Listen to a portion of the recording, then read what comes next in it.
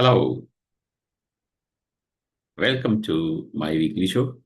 My top tips every Wednesday, 9:30 a.m. IST.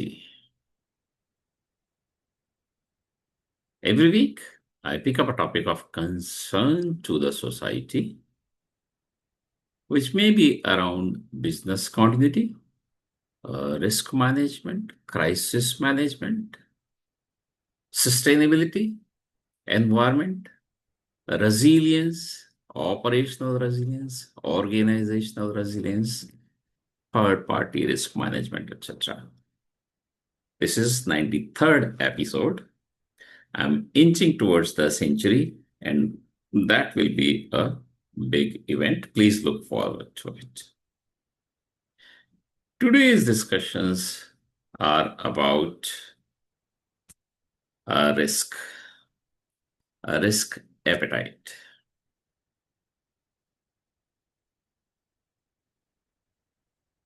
The reason being that I believe generally everyone is aware of this term, risk appetite, but rarely anyone understands this or uses it. I'm not talking of individuals like me and you. I'm talking of organizations also. I'm talking of big corporates also.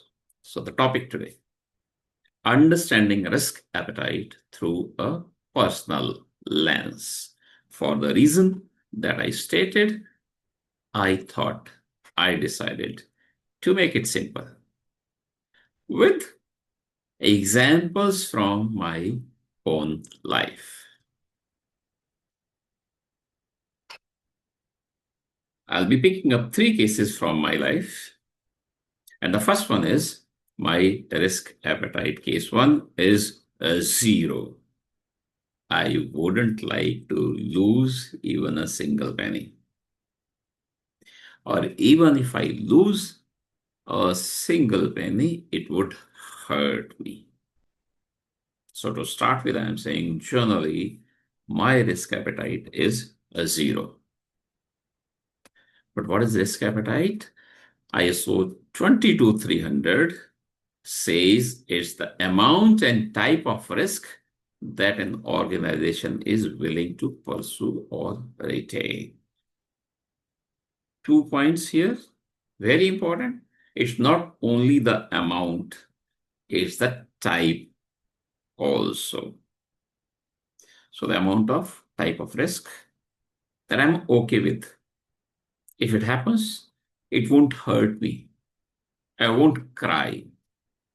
I can take up that much loss, etc., in simple words. Otherwise, I'll read once again. ISO 22300 says risk appetite is the amount and type of risk that an organization is willing to pursue or retain. This organization can be individuals also. We also are organizations in our own.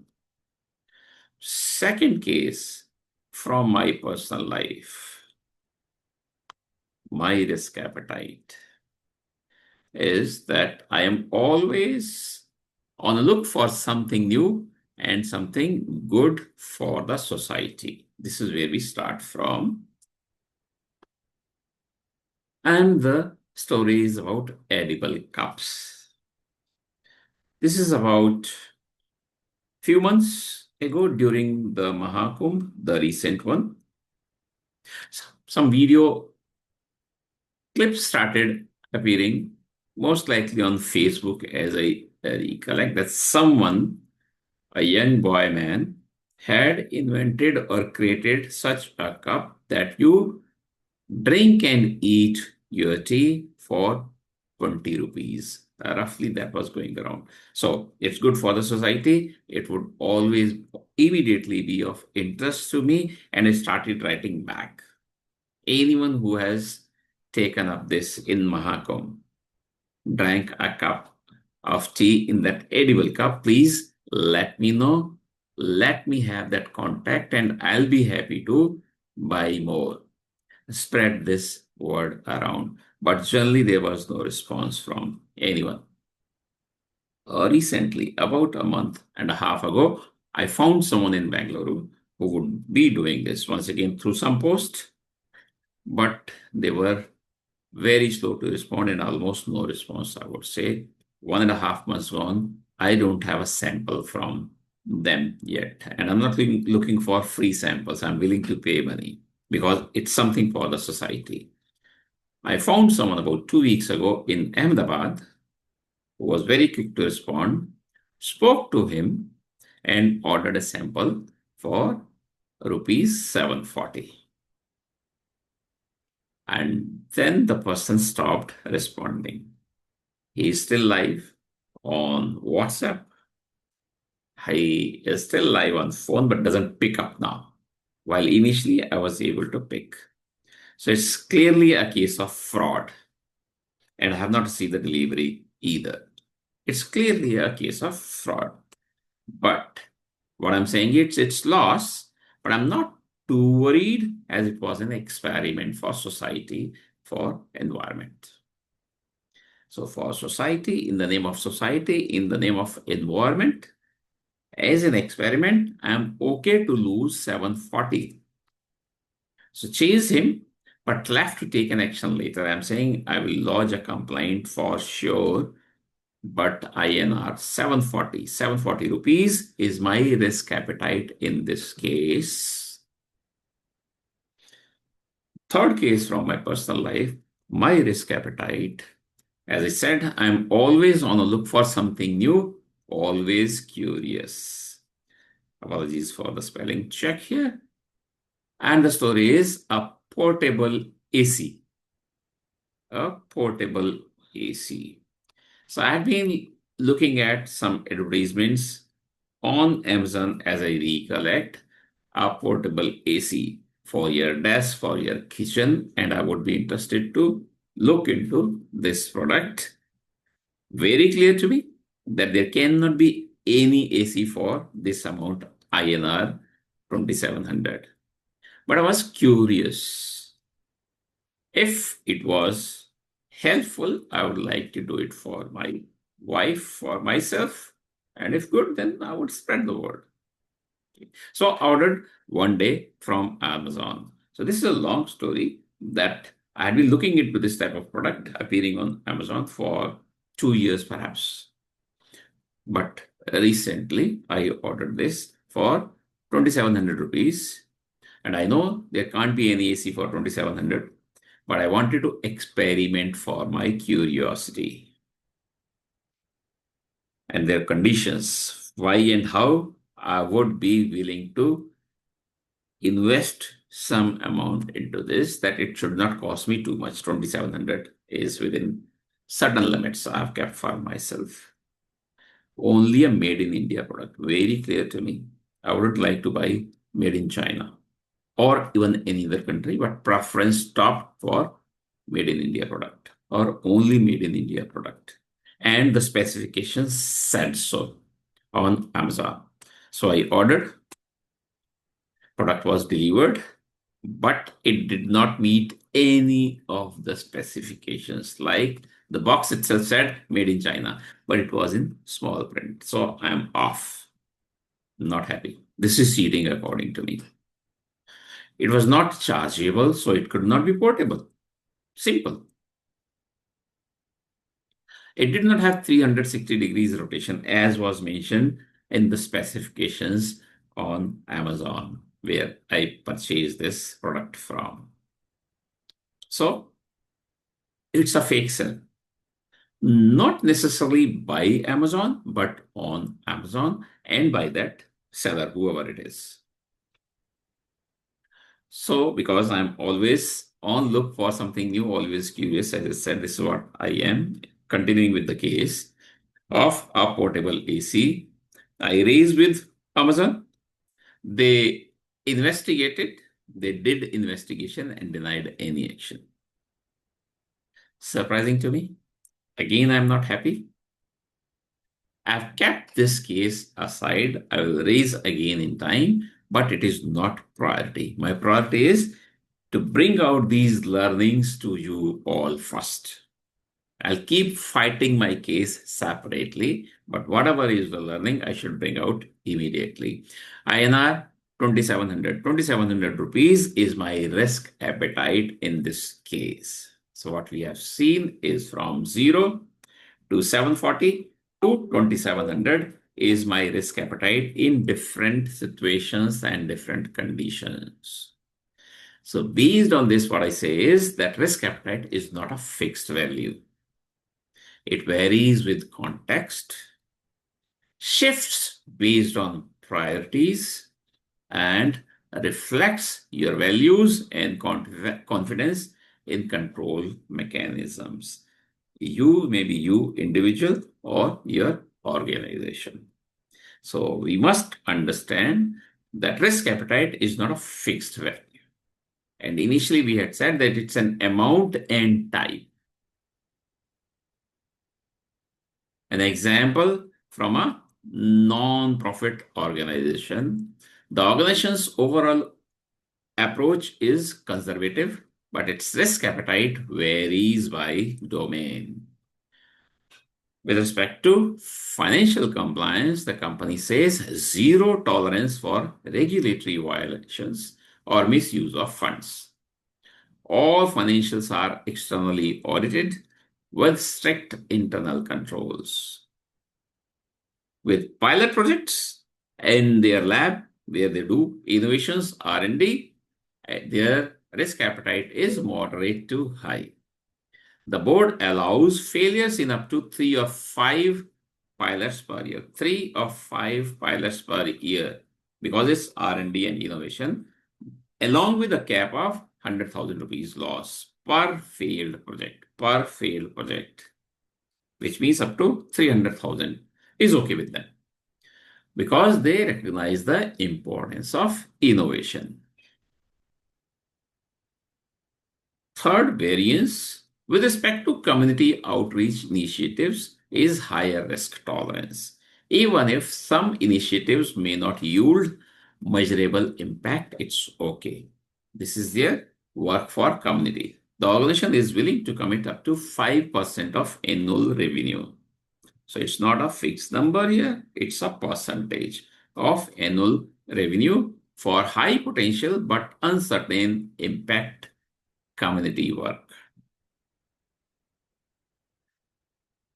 Strategic intent and mission alignment shape different levels of acceptable risk to this company.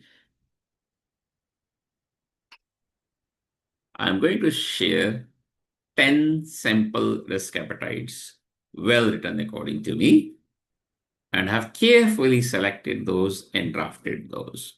You may like to pick up for your organizations. 10 from 10 different sectors, so very important according to me. Banking and financial services with respect to credit risk, we aim to maintain a non-performing asset. In short, banks call it NPA ratio below 2% across our unsecured retail lending portfolio during financial year of 2025. Any loan application with a credit score below 650 will be auto-rejected unless approved by credit risk committee. We'll see this is a smart risk appetite statement.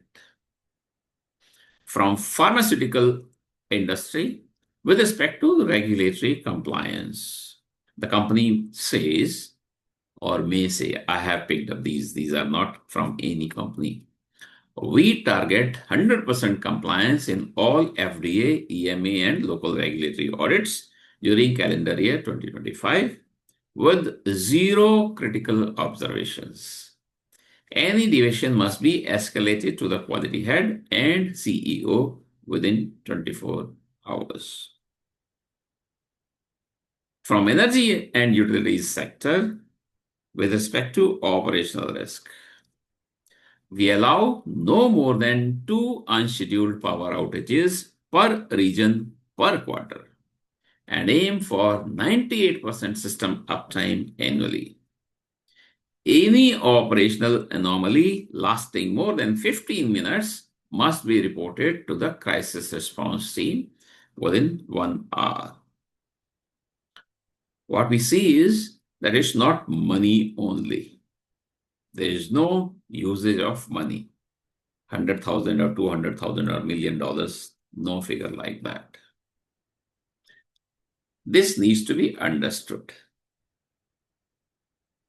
So up to two unscheduled power outages are within their risk appetite. The moment it becomes third, that is not acceptable. We look at an e-commerce company with respect to cybersecurity. We commit to zero high severity cyber incidents. So in this statement, it's not clear what is high severity for this company. It may be different for different companies, and they should have defined it somewhere else in their documents. We commit to zero high severity cyber incidents annually and aim for resolution of all critical vulnerabilities within 72 hours of detection. Penetration testing will be conducted quarterly, and the risk dashboard will be reviewed monthly by the CIO. Fifth example from healthcare industry and its clinical risk. We aim to keep preventable patient safety incidents below 0.5 per 1,000 patient days for financial year 2025. Any sentinel event must be reported to the clinical governance board within 12 hours. Next, coming from manufacturing sector, supply chain risk. So the sector is different than different sectors, as I said. Also, the type of risk that I've picked up is different from different industries. So there's a lot of learning for you all. We allow up to 10% of components to be sourced from new suppliers each quarter. New suppliers. The risk appetite is the moment it becomes 10.1% components being outsourced from new suppliers in a quarter. That is not acceptable. Provided each is pre-qualified, again, even if it's new supplier, but it has to be pre-qualified and has dual sourcing options in place. See, BCM or resilience in place already. Any stock out affecting production for more than 8 hours must be escalated to the COO immediately. If you look at insurance sector, underwriting is one of the processes activities for them, very important one for their business. So I picked up that. We will limit exposure to new insurance products to a maximum of 5% of our gross written premium in 2025. Loss ratios for these products will be monitored monthly and shall not exceed 70% for more than 2 consecutive quarters. Eighth example is from technology sector. For them, innovation and research is important, so I picked up that. We will allocate up to 15% of our annual R&D budget to experimental technologies with undefined ROI. ROI is not return on investment, is not expected because this is research, innovation they are looking at. And up to 15%. More than that, if required, that is beyond their risk appetite then. Provided each initiative is reviewed quarterly and does not exceed 18 months without demonstrable progress. So up to 18 months, progress is demonstrated, is not demonstrated, is okay, but beyond that is not okay, is not acceptable. They cannot bear that. So that is risk appetite in a different way. Second last example is from the retail sector and a reputational risk. We aim for a customer satisfaction score of 90%. So a customer satisfaction score of 89% is not acceptable. 100, not achievable, not achieved, no challenge. 99, 98, 97, all acceptable. That is within the risk appetite, but below 90 is not acceptable. Or higher on digital platforms with zero tolerance for offensive or misleading promotional content. All customer complaints tagged reputational must be resolved within 48 hours. A message, a check for you all. Look at your customer complaint process. Oh, by the way, do you have any? And then whether you categorize them as reputational, one of the categories being reputation also. If not, some improvements I look forward to. The last example of risk appetite statements, which are smart, which pass this SMART, SMART test also. From aviation sector with respect to safety risk, we target zero class A or B safety incidents across all operations in 2025. All reported safety concerns must be investigated within 72 hours. Corrective actions initiated within 7 working days. I'm sure you all will understand this easily. The reason of picking up this as one of the sample risk appetite statements, happenings of last 2 weeks or so, specifically from India in the aviation sector. I look forward to all companies in the aviation sector to look at their risk appetite statements. Pick up from this as a sample as one smart risk appetite statement. Coming to the closure of today's discussions, quickly look at key takeaways from today's discussions in my top tips. Risk appetite is not uniform, it is contextual. It can be shaped by values, objectives, and potential outcomes. Defining limits like acceptable loss or failure thresholds helps make risk appetite smart, specific, measurable, achievable, realistic, and time bound. Organizations like individuals must calibrate their risk appetite based on purpose. 3 examples from my own life. In 3 different situations, I have calibrated a 0 to start with, 740 for one reason, and 2700 for another reason. Just like this is the final words. Just like you will not risk 10,000 rupees on a random app, but might happily spend it feeding 100 people. So, purpose, a risk appetite based on purpose.